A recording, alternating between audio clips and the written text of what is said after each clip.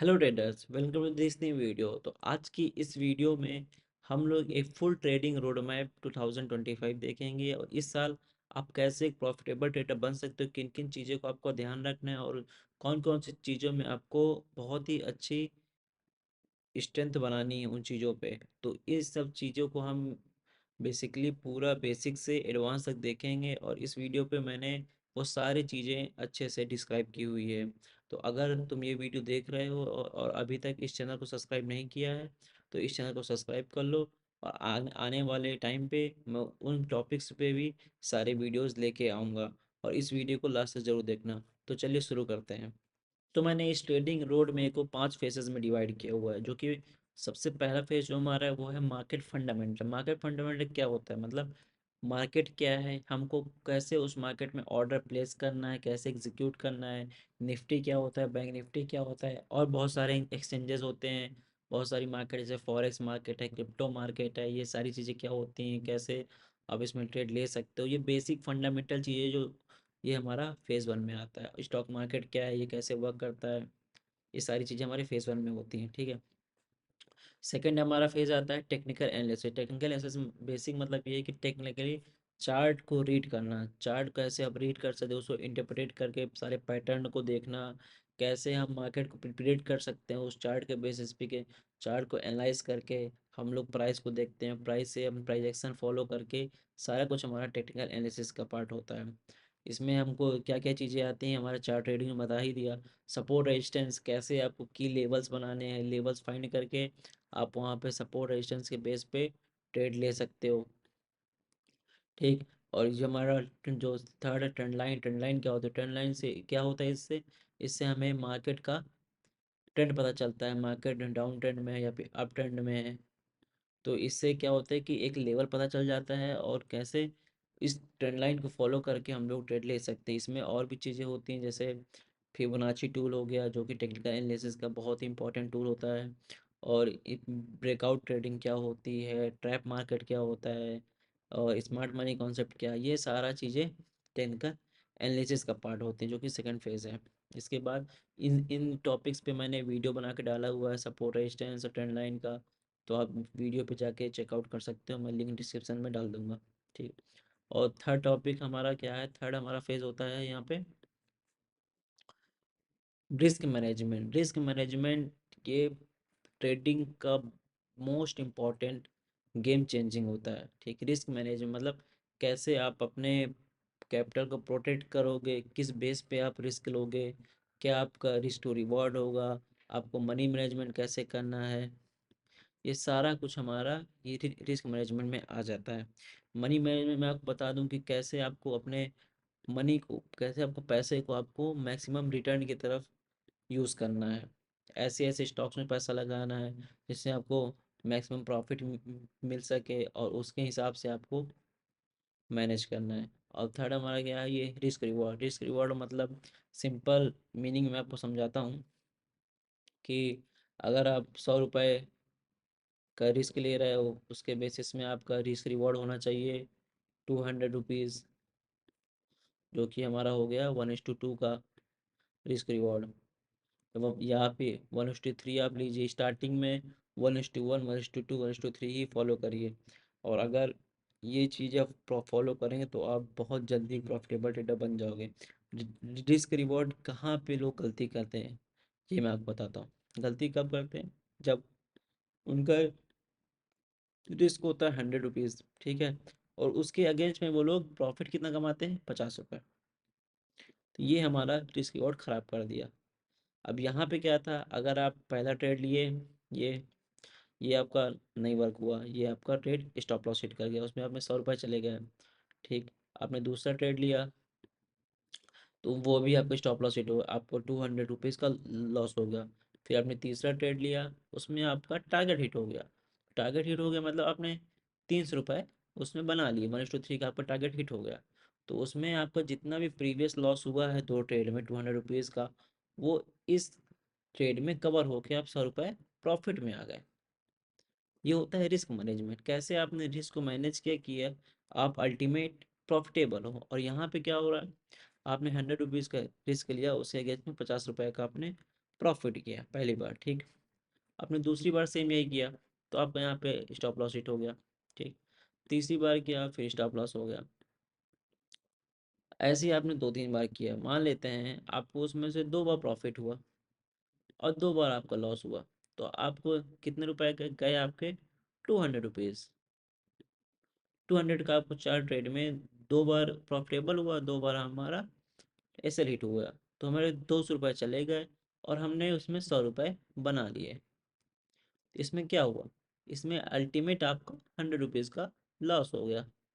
इससे क्या पता चलता है कि आपका रिस्क मैनेजमेंट जो है, यहाँ पे रिस्क रिवॉर्ड रेशियो बहुत ही खराब था, जिससे आपने 2 बार तो प्रॉफिटेबल किया और 2 बार भी अगर हमारा एसएल हिट हो गया, तो यहाँ पे सारा हम अल्टीमेट लॉस में हैं। जबकि हमने यहाँ पे 3 ट्रेड, इसमें से 2 हमारे लॉस थे, एक प्रॉफिटेबल था, उसमें हम अल्टीमेट क्या थे? हम प्रॉफिट में थे।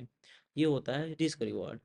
रिस्क रिवॉर्ड मैनेजमेंट बहुत इंपॉर्टेंट है। अगर आप रिस्क रिवॉर्ड नहीं मैनेज कर पा रहे हो, तो आप चाहे जितने मर्जी प्रॉफिट कमाओ, चाहे जितना प्रॉफिट कमाओ, वो एक ही लॉस में आपका सारा प्रॉफिट ले जाएगा। इसीलिए ये बहुत ही इम्पॉर्टेंट है कि आप इसको अच्छे से रिस्क मैनेजमेंट के ऊपर काम करें, अपने रिस्क को मैनेज करें और छोटे छोटे लॉसेस लेके बड़े बड़े प्रॉफिट्स बनाएं, ठीक। हमारा चौथा फेज क्या होता है? Trading psychology.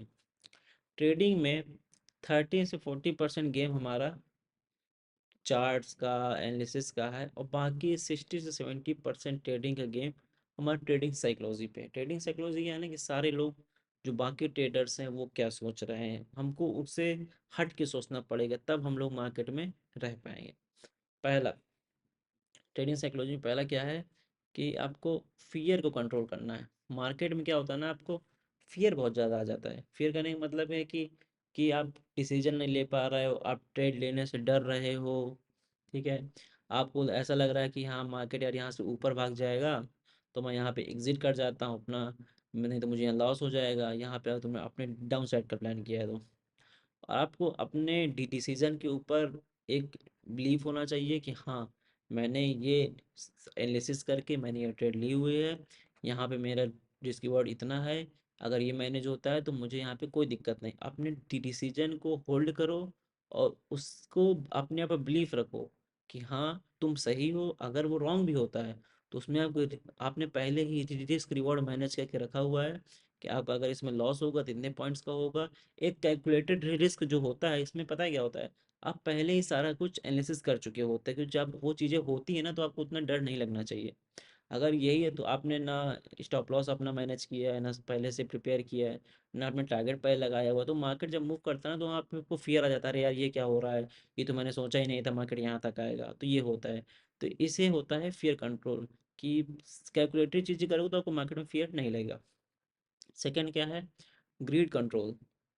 तो कहते हैं लालच। लालच कैसे हम इसमें कंट्रोल कर सकते हैं? बहुत बार आपने देखा होगा कि आपका 5,000 का प्रॉफिट, 10,000 का प्रॉफिट चल रहा है, 20,000 का प्रॉफिट चल रहा है, लेकिन बाद में क्या होता है, आप वो बुक नहीं कर पाते हैं और उसे आप 2,000, 3,000 या फिर कभी कभी लॉस में भी आप उसे बुक करते हैं। तो इससे क्या है ना, आपको यहाँ पे लालच था कि मार्केट अभी हमको 10,000 दे रहा है, 20,000 दे रहा है, ये भी और जाएगा, 30,000 बन जाएंगे, 40,000 बन जाएंगे। भाई एक बात ये समझ लो, एक ही ट्रेड में या फिर एक ही रात में तुम करोड़पति नहीं बनने वाले हो। ये एक गेम है।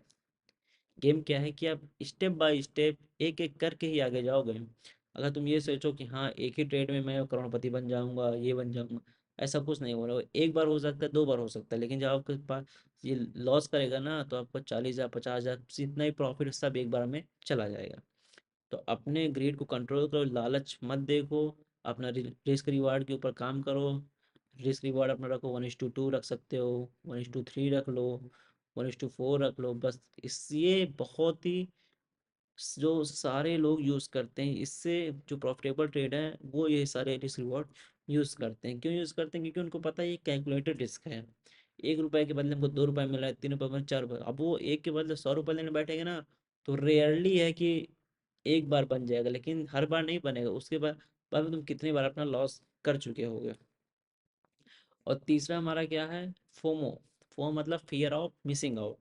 फियर ऑफ मिसिंग आउट ये है ना कि मार्केट मार्केट जैसे मार्केट मूव कर रहा है, ऑलरेडी मार्केट रैली दिखा चुका है, मार्केट अप ट्रेंड में है, और वहाँ पे एक अब उसका सिनेरियो आ रहा है कंसोलिडेशन का, मार्केट एक रेंज में मूव करेगा, और वहाँ पे तुमने ट्रेड ले लिया, ठीक, क्योंकि मार्केट मूव कर चुका है। अब तुम्हें फियर ऑफ मिसिंग आउट, ये है कि तुमको फोमो हो गया कि मार्केट मूव कर रहा है यार, मेरे से ये मिस हो गया, मैंने ट्रेड नहीं लिया, अब ट्रेड ले लेता हूँ, मार्केट यहाँ से ऊपर जाएगा। लेकिन अब मार्केट वो कॉन्सोलेशन जोन में चला गया, मार्केट ऑलरेडी इतना मूव कर चुका है, अब वो थोड़ी कॉन्सोलेट करेगा यहाँ पे, और तुमने जैसे यहाँ पे अपना एसएल रखा, वो मार्केट हिट करेगा, फिर तुम ऊपर के लिए जाओगे, फिर वहां से वो नीचे आएगा, नीचे से ऊपर, तो मार्केट वहीं पे तुम्हारे बहुत सारे एसएल खा जाएगा। तो फियर ऑफ मिसिंग आउट का मतलब ये है कि पहले आप अगर कोई किसी दिन आपसे वो अपॉर्चुनिटी मिस हो जा रही, तो आप ठीक है उस पर वेट करो, वो फिर से अपने जोन पे मार्केट मूव किया है, फिर से वो अपने जोन में आएगा, उस जोन पे आपको ये नहीं रखना कि मार्केट भाई हमेशा ओपन रहना है, डेली आपको अपॉर्चुनिटी मिलेगी। तो आप अपॉर्चुनिटी आपको मिलेगी, बस आप उस पर थोड़ा सा काम करिए, कि आपको फोमो ना हो कि हाँ भाई ये मुझसे मिस हो गया, उसके चक्कर में आपको एक बड़ा लॉस हो सकता है, जिससे आपका कैपिटल भी वाइप आउट हो जाएगा। इसके बाद और भी चीज़ें होती हैं इसमें, साइकोलॉजी और बहुत सारी चीज़ें हैं। मैं इस पे एक लॉन्ग वीडियो बनाऊंगा आप लोगों के लिए, जिसमें सिर्फ ट्रेडिंग साइकोलॉजी के ऊपर बात करेंगे, ठीक है। अब हमारा जो पांचवा फेज होता है, ये होता है सेल्फ एनालिसिस और स्ट्रेटजी। स्ट्रेटजी का मतलब ये है कि पहले आपको कोई स्ट्रेटजी अपने अकॉर्डिंग चूज करनी है कि किस पे आप एक अच्छा सा उसमें पकड़ बना पा रहे हो, उस स्ट्रेटजी के ऊपर वर्क करो, उसको मास्टर मास्टर करो। फिर उसके बाद क्या है, क्या बैक टेस्ट, बैक टेस्ट बहुत ज़रूरी है, कोई भी स्ट्रेटजी हो। जैसे मैं यूज़ करता हूँ 915 में, ठीक है। बहुत सारे लोग वो बॉलिंजर बैंड यूज़ करते हैं, एसएमसी यूज़ करते हैं, ये सारी चीज़ें। तो आप भी सारी सारी स्ट्रेटजीज को देखो, उस पर काम करो, फिर उसके बाद कोई एक स्ट्रेटजी निकालो जिस पे तुम अपना अच्छे से, तुम्हारे टाइप की हो, तुम उसमें काम कर पा रहे हो, तुम्हें वो प्रॉफिटेबल दिखती हो, तुम उस पे अच्छे से ट्रेड कर पा रहे हो, तुम्हें समझ में आ रहा हो, क्योंकि सबकी ट्रेडिंग साइकोलॉजी दूसरी होती है, सबके लिए स्ट्रेटजी सेम वर्क नहीं करती हैं, तुम्हारे लिए क्या पता दूसरी वर्क करे, तो तुम स्ट्रेटजीज को सबको देखो पहले, उस पर एनालिसिस करो, उसके बाद उसका बैक टेस्ट करो, बैक टेस्ट के बाद क्या है ना कि तुमको रिजल्ट मिलेंगे कि हाँ रियल चार्ट में मार्केट ऐसे मूव करता है, ये वाली स्ट्रेटजी यहाँ वर्क कर रही है, ये वाली स्ट्रेटजी नहीं वर्क कर रही, कौन सी ज़्यादा प्रॉफिटेबल है, किस में प्रॉफिटेबल लॉस ज़्यादा हो रहा है, किस में प्रॉफिट ज़्यादा हो रहा है, ये बैक टेस्ट से ही तुम्हें पता चलेगा। और ऐसे रियल मार्केट में जाओगे तुम्हारा लॉस ही लॉस होने वाला है। उसके बाद तुमने सारी स्ट्रेटजीज देख ली, अपने अकॉर्डिंग तुम्हें कौन सही लग रही है, उस एक स्ट्रेटजी को पिक कर लो।